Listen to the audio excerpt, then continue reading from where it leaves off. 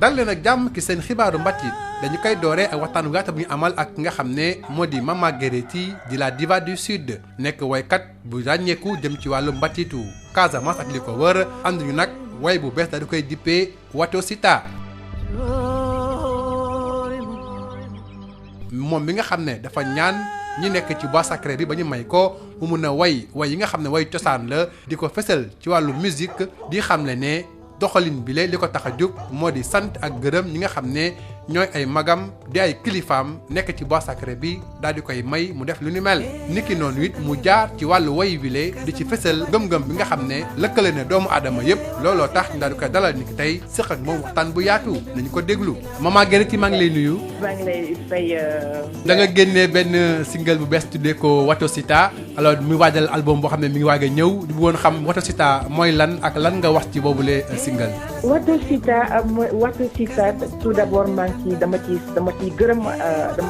ciy gërëm waa Casamance ñi nga xam ne fa laa juddoo fa laa yaroo ne man woy daf ma feeñoo ci sama biir kër sama biir village bi ma juddoo mu doonoon loo xam ne ñoom avant dañu ko daan utiliser seulement pour bois sacré parce que bu ma ko jëlee exemple ci sama yaay bois sacré lay woy bu weesoo bois sacré ay mariage lay woy ak ay ngénte donc yàlla di dem ba jamono soppeeku ba loolu léegi nit ñi def nañ ko comme liggéey man ma bëggoon a dugg ci loolu mu métti woon lool ci man voilà moom parce que li ci biir mënuma wax lépp mu métti loolu voilà. dafa am lu mu laaj daal li nga def dafa am lu mu laaj ci wàllu maanaam tradition nga ko respecté. voilà dafa mel ni donnant donné pour ñu bàyyi la nga def lii il faut nga def nii donc c'est ce que je vois à chaque fois.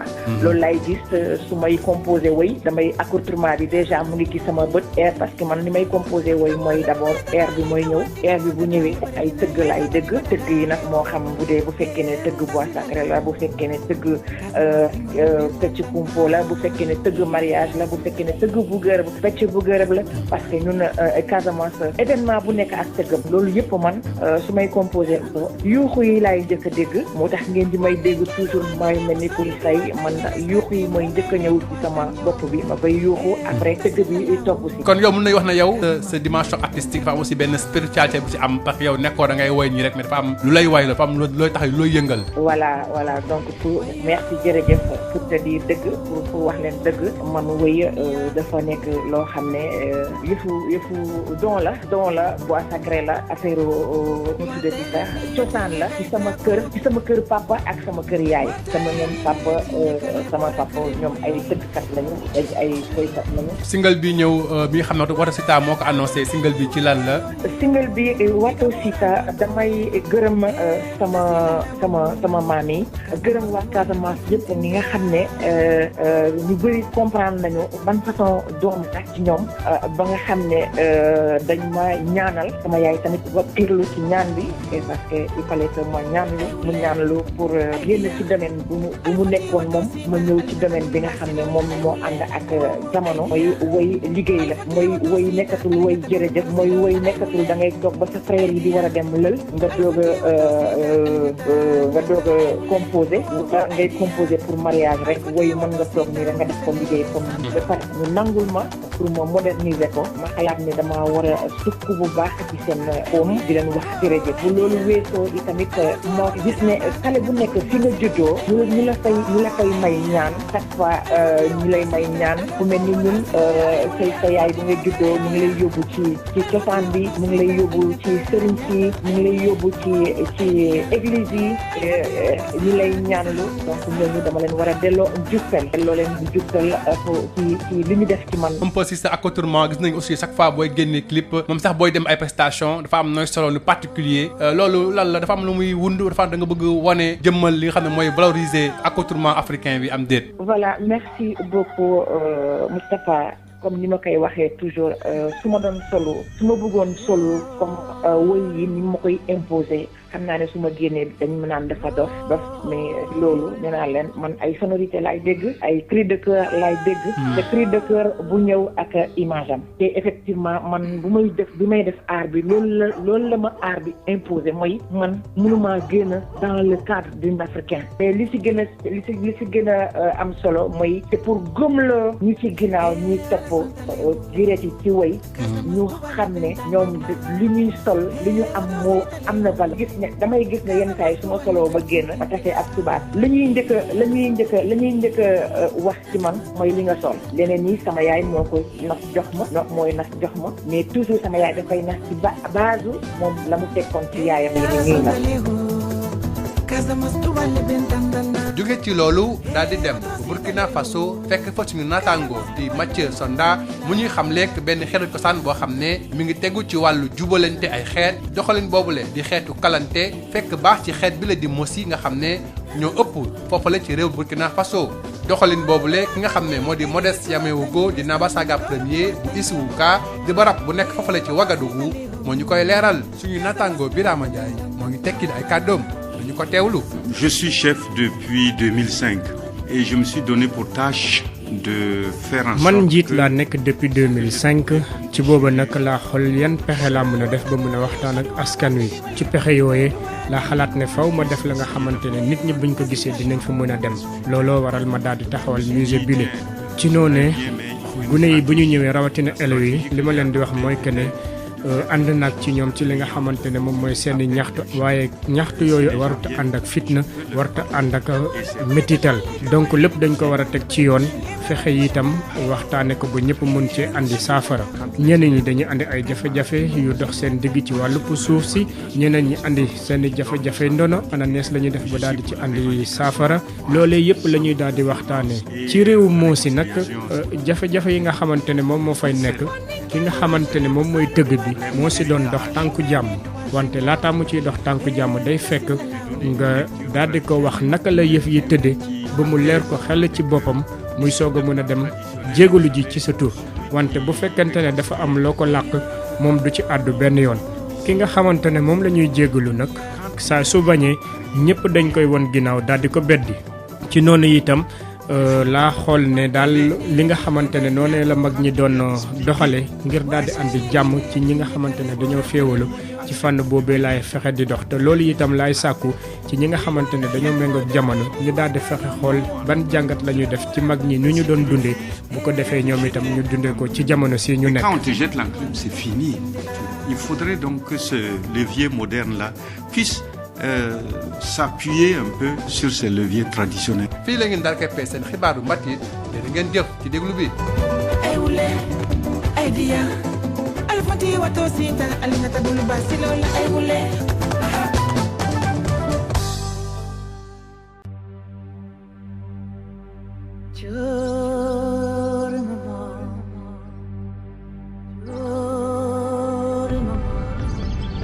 Bonjour et bienvenue dans votre journal de la culture. Du bois sacré à la scène, Mama Guéréti, la diva du Sud, nous propose Watosita,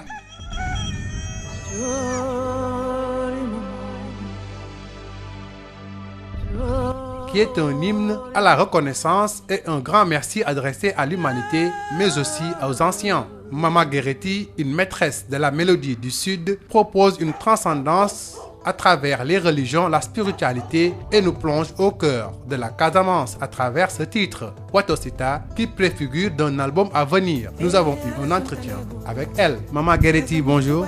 Bonjour Moustapha.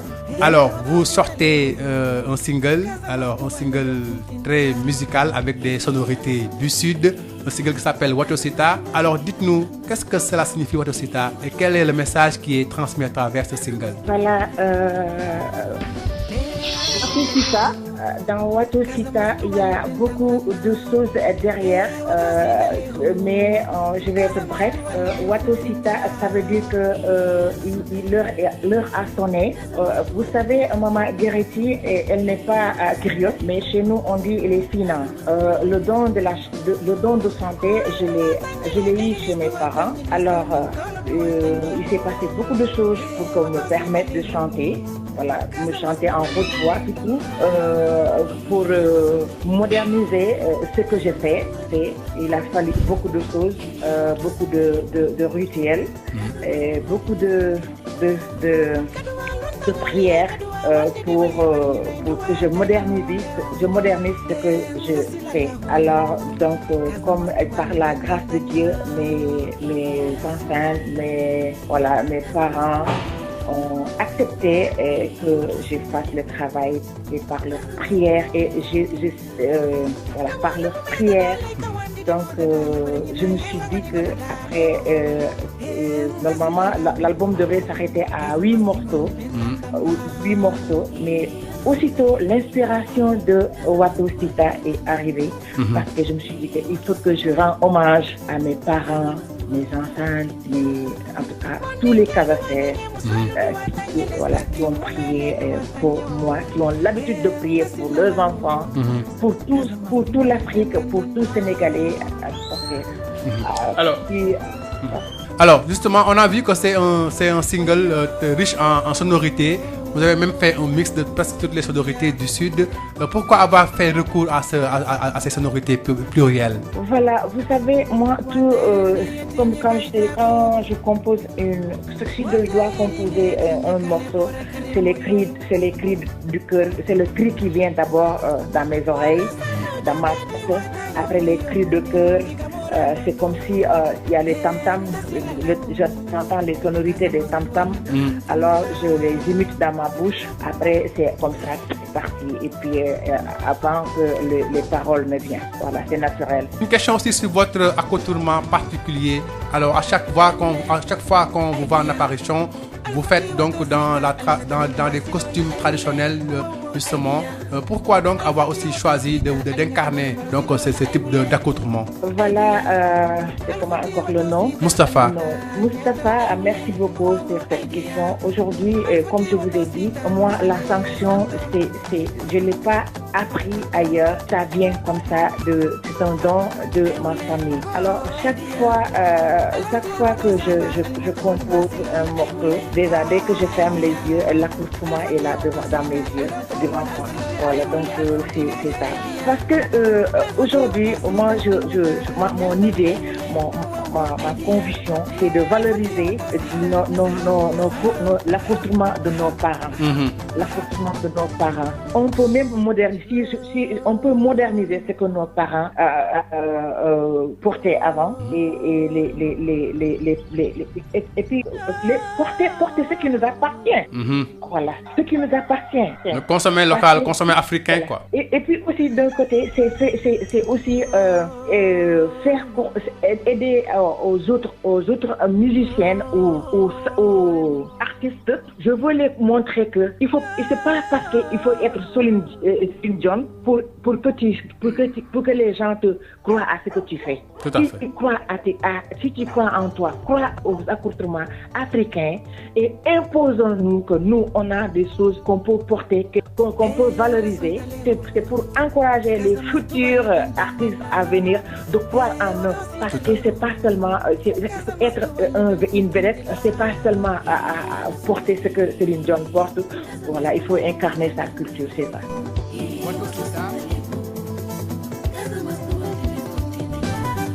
Et puis notre correspondant au Burkina Faso, Mathieu Sonda, nous plonge dans la tradition Mossi avec le système de réconciliation basé sur une démarche du groupe ethnique des forgerons. Et bien cette mission peut servir d'exemple et de schéma de réconciliation dans le pays comme au Burkina Faso. La correspondance de Mathieu Sonda.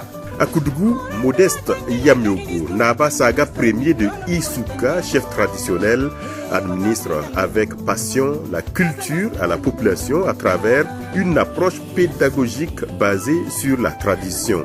Je suis chef depuis 2005 que j'ai créé le musée. Je me suis donné pour mission de parler à la jeune génération. Quand les élèves viennent, je leur parle, je dis, vous savez, moi je suis pour les revendications, je ne suis pas pour ceux qui dorment sans revendiquer, mais je suis pour la revendication droite, sans violence, et de donner une lecture traditionnelle, une lecture qui apaise les cœurs. Les forgerons, selon le chef de Isuka, ont une arme puissante pour la réconciliation des populations. Et sur le plan traditionnel, vous savez, celui qui réconciliait les familles, en tout cas en pays Mossi et ici, c'était les forgerons. Quand le forgeron arrive et demande pardon, c'est fini définitivement. Mais le forgeron ne vient que quand tu lui as expliqué qu'est-ce qui s'est passé réellement. Le forgeron arrive, accepte de venir quand il y a eu cette clarté. Et il vient demander pardon au nom, en tout cas, des ancêtres et tout. Et si tu refuses, on vient te jeter l'enclume. Et quand on te jette l'enclume, c'est fini. Il faudrait donc que ce levier moderne-là puisse s'appuyer un peu sur ces leviers traditionnels. Cette approche peut inspirer tous les acteurs engagés pour la réconciliation nationale au Burkina. Depuis son installation en 2005, le chef de Isuka, Modeste Yaméogo, combine tradition et modernité pour apporter des solutions efficaces à certains problèmes de la population. Mathieu Somda, depuis Ouagadougou pour Sud FM. C'est la fin de votre journal de la culture. Merci de l'avoir suivi. Idea.